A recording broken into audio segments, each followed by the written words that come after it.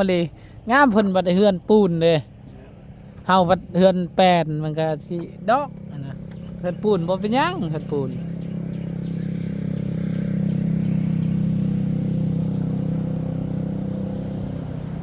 จักโมงมามื้อเช้านี่7 โมงโดยว่าเรื่องมาดูว่าเรื่องมา เฮ้ย ทางบาตูนบาวุนคิดมา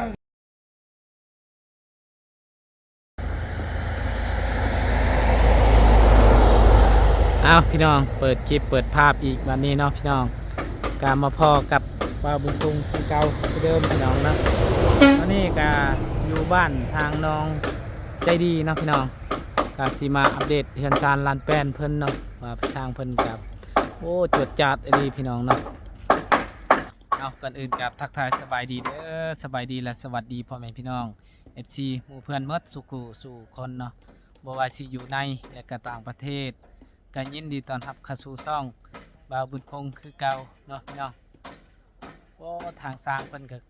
เฮ็ดจวดจัดคักอลีกับอีกบ่ดนประมาณอยู่อาทิตย์หนึงนี่ก็โอ้ก็สิสำเร็จแล้วเนาะโธ่ไวแฮง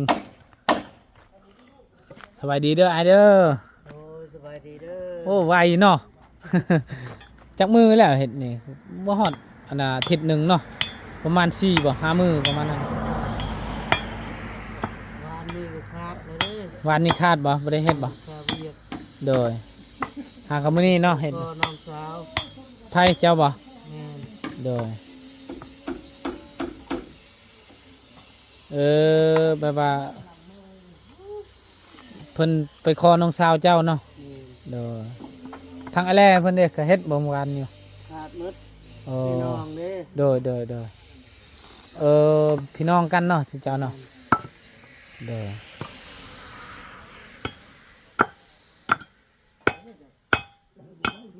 ทางน้องอีกอาณาใจดีเด้เพิ่นบ่ได้อยู่บ่เฮือนใหญ่แล้ว เพิ่นตัวใดเห็นบ่เงียบเงาแท้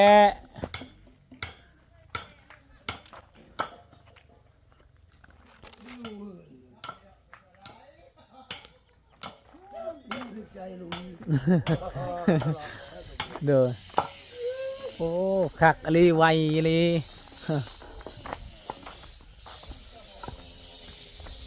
บ่มื้ออื่นมื้ออื่นมื้อฮื้อนี่ก็สิได้มุ่งแล้วนี่ตามเบิ่งคักแล้วอันนี้ ไปวานนี่นะไปวานนี่โอเคแล้ว บ่เมื่อวานนี่คาดบ่ครับ โดยเอาสบายดีเด้อไอ้แลเด้อโดยอ๋อบ่าวเพิ่นคงกะดุนแล้วบ่ได้มาอัปเดตเฮือนเพิ่นเนาะตั้งแต่เอานั่นแหละเช้าขึ้นนั่นแหละพี่น้องก็เลยบ่ได้มาเลยเนาะเบิ่งโอ้เฮ็ดคือหลังคาโมเดิร์นเนาะไอ้เนาะ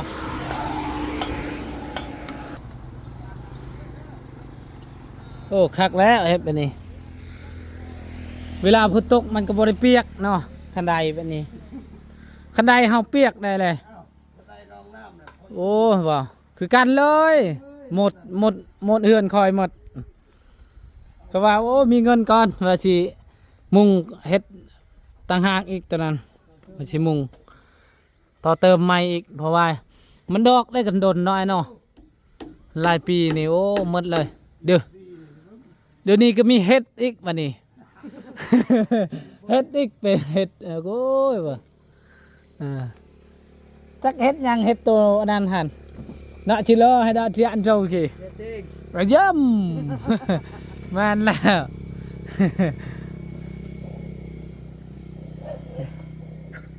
เฮ็ดตัวเฮาเคยแกงกับหน่อไม้เห็นเด้ตัวมันเป็นคือแม่นเฮ็ดตัวนั้นแหละมันปรุงมาโอ้เขาบอกตะลายแล้วอันนี้ถ้าปะดุนนี่ก็มันสิดอกมาแล้วไม่เฮือน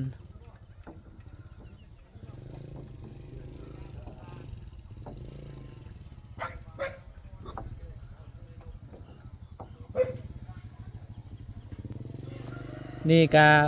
คือ บ้านทางน้องอาเจืองนี่แหละพี่น้องทางหมดแบบนั้นแหละ เพราะว่ามันกาสิบ่ได้เปียกคันใดแบบนี้เฮือนเจ้าเปียกบ่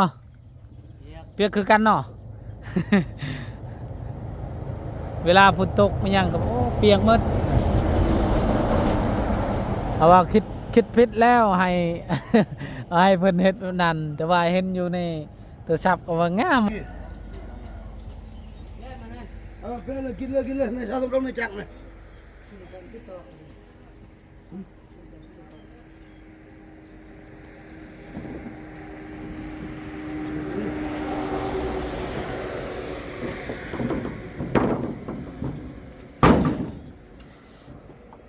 มาแล้วประมาณ4 เซนเลย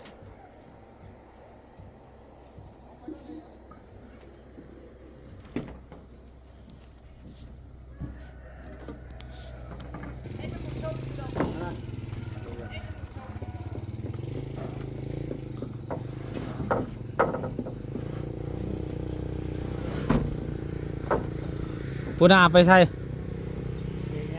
เสียยามันต้นเด้อเฮากับเมื่อวานนี้แหละเสียยา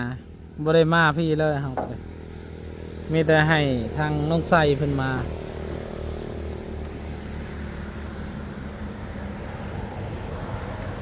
ออกแล้วมันต้นงามบ่เฮาก็ออกเด้อ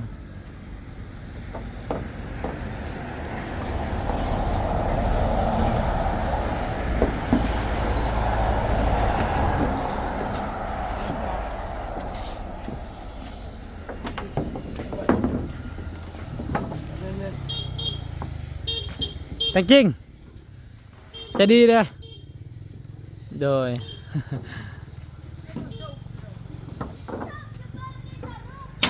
มาเลย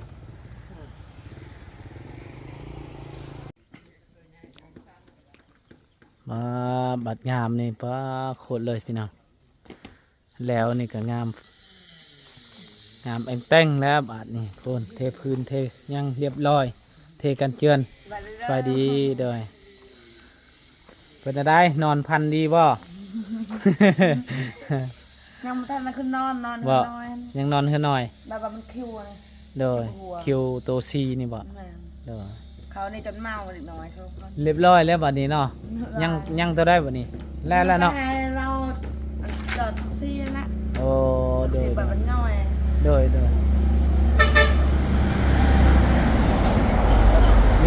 มีเงินมื้อหน้าก็มีแต่ใส่นี่แหละพี่น้องเพราะว่า โอ้มี กันยังก็เฮาเอิ้น กับมีเงินอยู่แล้ว โดยบ่อย่าเว้าได้มื้อหน้าเฮามีเฮาก็มีบางเทื่อก็มีหันนะ แต่ว่าเรื่อง แรก เนาะแพด้านบัดนี้ใส่แพด้านแล้วบัดนี้เรียบร้อยมียังก็ ว่าฉันด้านเย็น แม่นแพด้านละเย็น เวลาแดด งาม มันแดดแห้งอะไรแบบ โดย คืนเฮานอกเข้าไปนอนห้อนอะไร ฮ้อนนั่นนี่แหละ กว่าคืนละแปดอีก บ่มีเพดานมีหยังคือเฮือนเฮาก็คือเดียวฮ้อนนั่นนี่พี่น้องเอาขออนุญาตอันนั้นหน่อยเด้อโอ้งามมาลีพี่น้องนะโอ้คิวลีเนาะคันว่าเด็กน้อยนี่เจ็บหัวเลยได้คันว่านอน 5 ช่องเทื่อ โดยแม่นแหละโอ้ตัวนี้ก็ยังกันอีกมานาวคัน เข้าแล้วเกิดยังทันได้เช็ด โดยโอ้ยไผสิกาเข้าคืองามวันนี้ เนาะโอ้คักพี่น้องเนาะ เวลาชิดมือพุ่งจะ โอ้ เข้า ใหญ่โดยแม่นแหละเพราะว่ามันเฮยสีมันเฮยกันนอนได้ ทั้งแรกใบบางอันขึ้น เออ ดูก็ได้ ว้าโถเฮือนกงมีก็คือสิใหญ่กว่าเฮือนเจ้าอีกมันเนาะ ใหญ่กว่าเพื่อนทำใบบางรับอีก โดย ใหญ่เนี่ย ใหญ่กว่าเฮือนเจ้าอีกเนาะอ๋อโถอันนั้น15เซาเนาะ15เฮือนเจ้าจักเซาก็12เนาะโดยโอ้เฮือนเพิ่น เพื่อน ใหญ่ สองเมียเพื่อนครัวของน้ำนะ เออเด้อเฮ็ดคักอันนี้บัดนี้มีห้องน้ำมีเฮือนครัวบัดเรียบร้อยเบิ่งยังในตู้เย็นโอ้มีน้ำ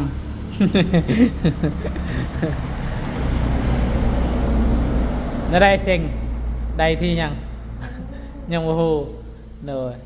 กะบ่ผ่านบ่ พาน โดย ต้องใส่กับพาน โดยก็คือสิผ่านแล้วเพราะว่าป .5 คือสิผ่านเจ้าก็ป .5 บ่โดยพอดีปีหน้านี่ก็ม .1 นำกันนี่น่ะ เออจะได้อยู่ห้องเดียวกันแล้วตามเมืองนี่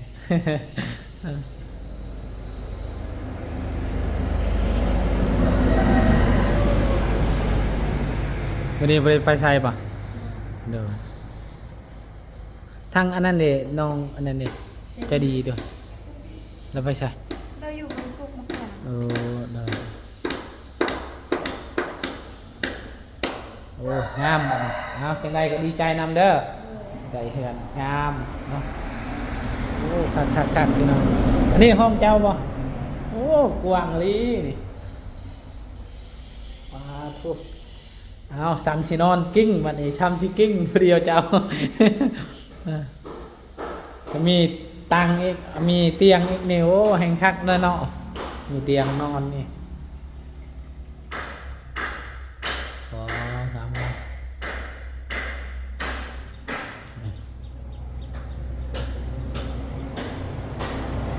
มีแต่นั่นแหละ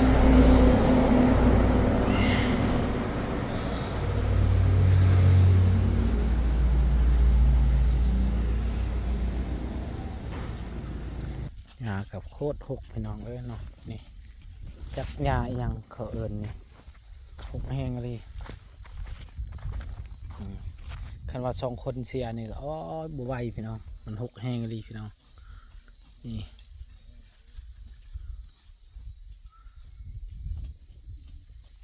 นี่ก็หลายคนก็ยังบ่ไหวเพิ่นเฮ็ดเนาะเพราะว่ามันหญ้ามันหกแล้วก็แดดแน่เนาะ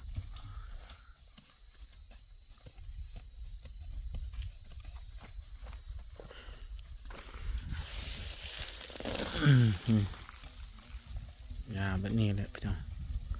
คันว่าฝนตกนี่มันติดไว้พี่น้องหญ้าอย่างคือหัวสีไข่นี่แหละ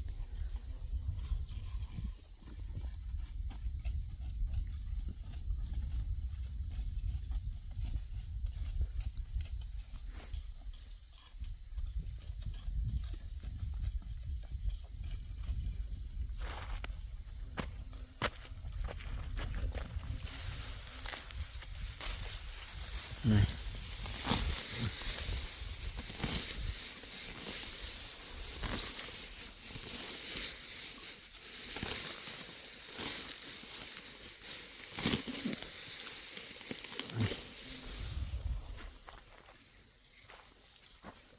ชุดฮอนั่นก็มีแต่สิให้เพิ่นกินน้ำกินไหนก่อนบ่น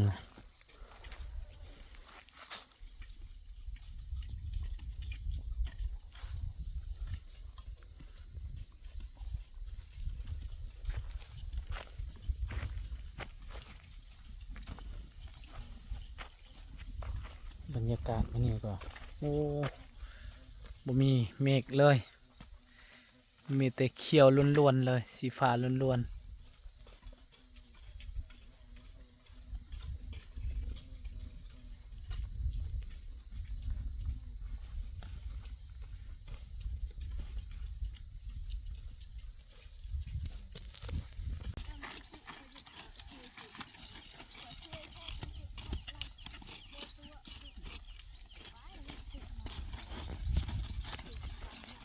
บ่ให้เว้าเรื่องพกนี่ตัวจักหญ้ายังใหญ่แท้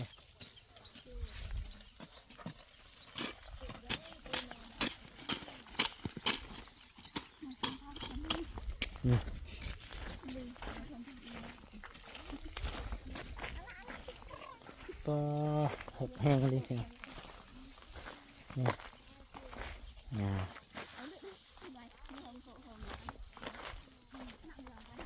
พอเข้ากันแดดแห้งเลยมื้อนี้พี่น้องเอ้ยเนาะ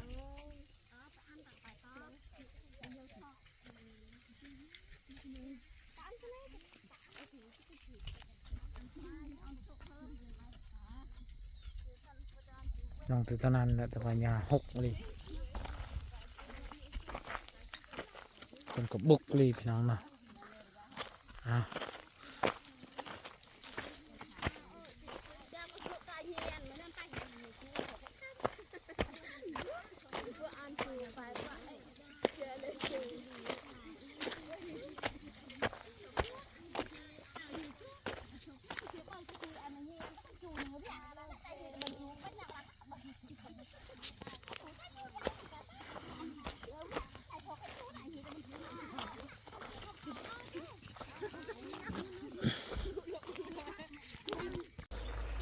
เอาพี่น้อง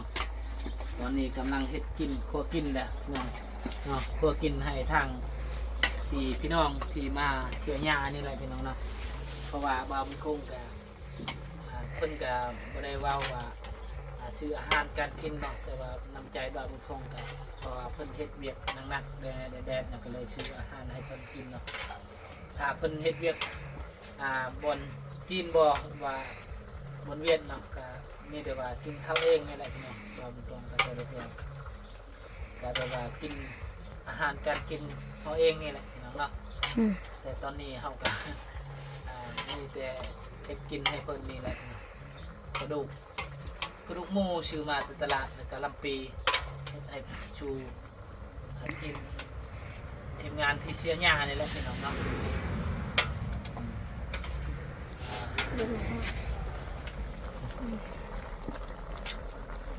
เบรกอยู่ตอนนี้ก็กำลังสิคั่วกินแล้วก็สิไปส่งให้เพิ่นนี่แหละพี่น้องนะไปกินอยู่เพื่อนเพราะว่าให้กินอยู่ป่ามันก็ลำบากแน่พี่น้อง บ่มีหยังบ่มีเอาอีกเนาะว่าสิจะกินอยู่นี่แหละก็สิคือให้คนกินอยู่ป่าพุ่นแหละเนาะแล้วก็สิเอาน้ำส้มนี่ยังนี่นะให้คนกินน้ำหวานเนาะ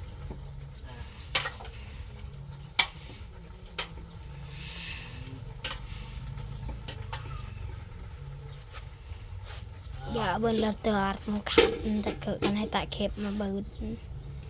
ไปพี่น้องเนาะตัดภาพมาอีกวันนี้ก็ฮอดบนส่วนแล้วพี่น้องก็เลือกเอาเข้าเนาะกับเข้ากับน้ำนี่แหละเนาะทางนั้นก็น้ำหวานแล้วก็น้ำก้อนเนาะให้เพิ่นกินแดดนี่พี่น้องเนาะนี่ก็โอ้โคตรแดดมานี่พี่น้องเนาะพ่นกาที่ตกแล้วพี่น้องเอ้ยเอาสบายดีป้าลุงกันลูกได้ ใหญ่ เอา เอาสบายดีป้าลุงกันนู่นด่ะเอาเลยโอ้ยเอา ไปยงจิกเอา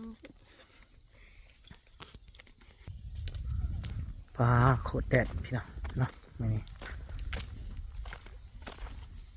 เบิ่งก่อนหอดไซอะไรเพิ่นเสียกาตะแลงนี่ก็หมดพักนี่แหละพี่น้องยังแต่พักนั้นโอ้บ่หมดนะ6 ลายลี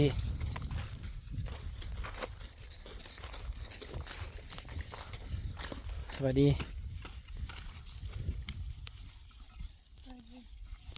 เมาแดดอะไรนี่ โอ้บ่หมดเนาะฮอดใช่เด้อเสีย คนนี้ ว่าตัวลุ่มฮะเบิ่งก่อน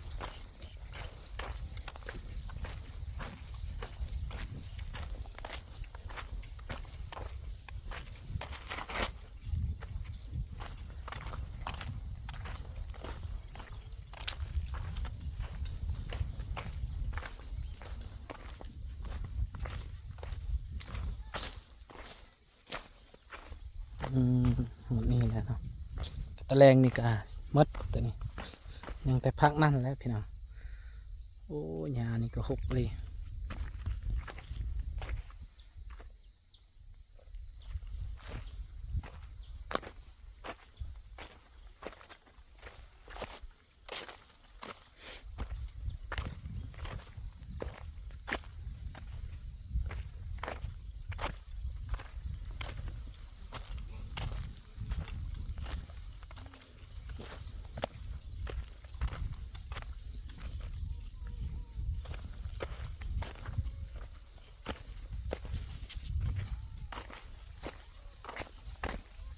ไฟโทรหาขอเจ้าบ่ดาว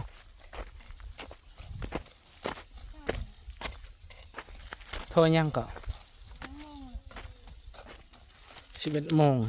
ไปนั่งคนเดียวไป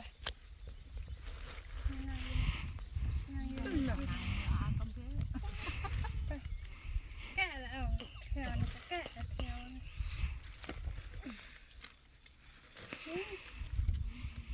เอาเอาดาวใช่เอา ดา คุณนี่ไปเข้าหันจะไว้นี่แบบนี่จะเข้าหัน นี่ย่างอาหารทั้งหลาย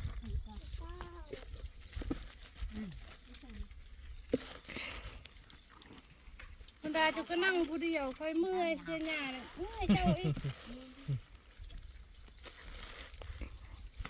เอาไหมอะไรไปกินบัดนี้เอาไหวกินไหมน่าจะ เข้าหัน มาเด้อพี่น้องกินข้าวนำกันเด้อเนาะกินอยู่ให้อยู่ส่วนหมดแล้วแหละยาเลยจ้าหมดในจ่าปะไหนเออ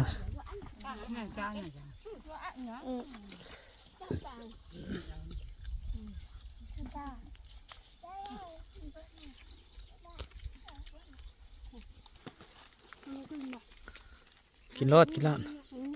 แดดแห้งเลยมันนี่